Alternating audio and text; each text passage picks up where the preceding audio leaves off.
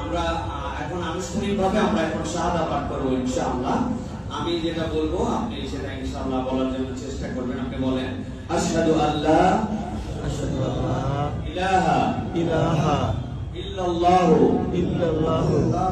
ওয়াহদাহু লা শারীকা লাহু ওয়া আশহাদু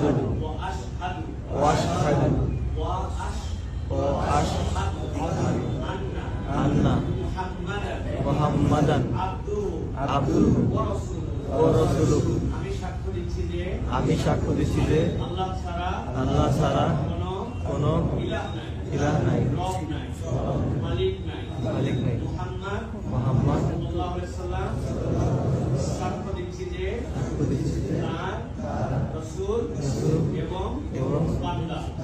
আলহামদুলিল্লাহ।